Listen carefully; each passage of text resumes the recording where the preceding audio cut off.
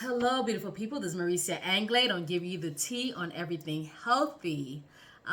Today, we're going to talk about how one man lost several pounds. He lost weight just by hearing two simple words. Now, we've been talking about for the last several videos about your emotions and how it affects your physical health. And we're going to call it stress. Now, stress has many names, and sometimes we don't realize how stressful we are because we can operate under stress. And so we're not feeling or feeling the symptoms of what's going on in our bodies because we're constantly moving and doing. I like to give it the term stressaholic or a functioning stressaholic. It's not like you want to be stressed, but you're constantly stressed or you're stressed for a long time, but you're working and doing things or paying attention to other people like your children or your spouse or your parents or your job that you're not seeing that it's affecting you physically and of course emotionally. And so stress has many names, like I think I mentioned before in a previous video. It can have discontent, it can have resentment, it can have unforgiveness. Just it has so many names, things that can cause you stress in your life. And environment is within your environment or your circumstance or your home or your life or at school. But whoo child. Stress comes in many forms and many avenues. It could be things that we think about ourselves that's creating stress, or how we view things, or our perception. But either way, this guy had an emotional stress that came from his spouse. So I had did a health talk, and after the health talk, he wanted to speak to me based on the things that I had said about health, mentally, emotionally, spiritually, and how your health can be affected by just different things. And so he wanted to speak to me after the talk. And so we spoke.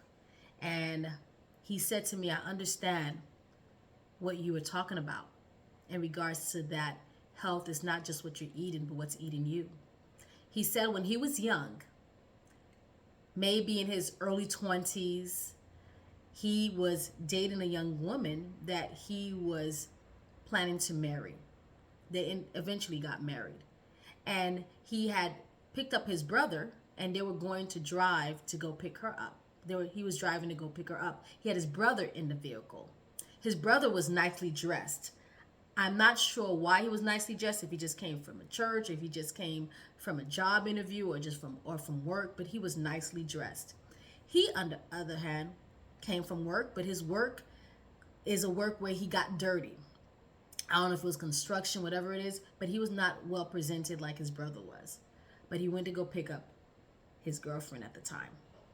And he said he remembered the look that was on her face of how she looked at him with disgust and how she looked at his brother with amazement. Like like almost saying in her facial expression, now this is the guy I would like to be with. Now this is the type of guy I would like to see dressed. So she was more fascinated with his brother than with him. She didn't look at him the same way. He did not know how it was going to play out in his life being married to her. He said to me that several times she stepped out of the marriage. Not stepped out, just had an affair, but left as well. She would leave for a time and then would come back. And he would take her back every time.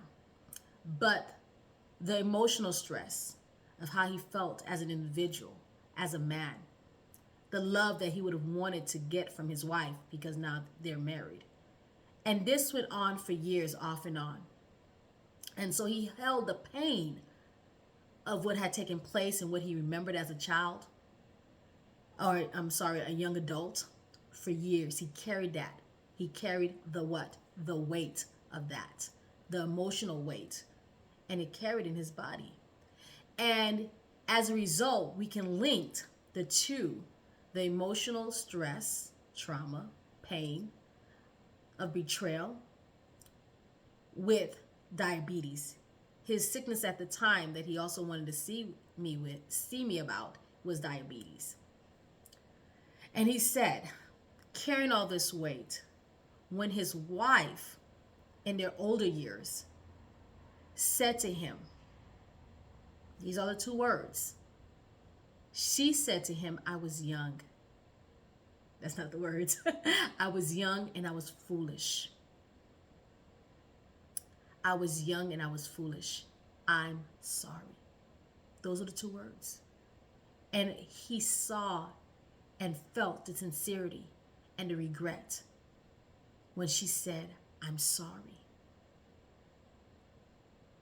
Not saying that she justified it by saying she was young and foolish. She's like, I was young and foolish.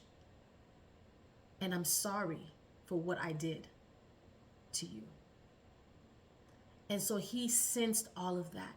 And he had been waiting for that, never hearing it.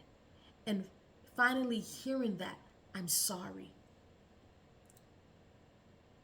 He said to me, when she said those words, when she, my wife, is what he said, when she said those words, I felt the weight come off me. I felt the weight come off me. Some of our weight is not just from what we're eating. Some of it is from what's eaten at us. Not all of us will get to hear, I'm sorry. Not every sorry will sound to us like it's sincere, especially if you've heard it multiple times over and over for the same thing. Not everyone gets to hear it. This man was fortunate to hear the words that he'd been waiting for years to be said. And it allowed him to exhale, and all the weight that he carried was dropped. Because all of us will may not hear those words or ever get a chance to hear those words. We can't wait for the weight to come off of us. The only way to wait to hear those words is the only way we think that we can get the weight off of us. Sometimes those words will never come, and we will still have to find a way to still exhale despite of. But I want to add, we always focus on the people that have to forgive. Like, oh, you should forgive because so-and-so and X, Y, Z reasons why we need to forgive. And we do. We really do. But oftentimes we do not focus also on the people that need to say, I'm sorry. None of us are guiltless. I would say at least all of us in some way, shape, or form, we've been hurt.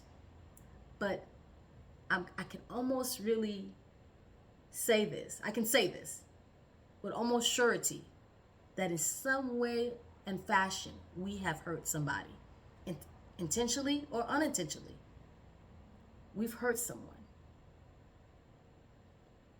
And so, in saying this, I might be speaking to someone right now that needs to say, I'm sorry. Even if you felt you did nothing wrong, but you know someone believed that you did, and they need to hear it. They need to hear, I am sorry. And the doors that will open for that person just because you said two words. It might have been nothing that was really done, but for some reason they held it for so long. And all they need to hear is, I'm sorry, whether you believe you did anything wrong or not. But knowing that somebody is hurt because of something they felt you did, that you actually did, that they think you did, it doesn't cost anything. It doesn't. It doesn't cost anything to say, I'm sorry. So if you can think about someone that might need those words, I encourage you today to tell them, I'm sorry. Even if they say, oh, that was nothing, but you have it on record for yourself. And it clears your mind that you said, I'm sorry. So until next time, we want to heal mind, body, and spirit. Bye-bye.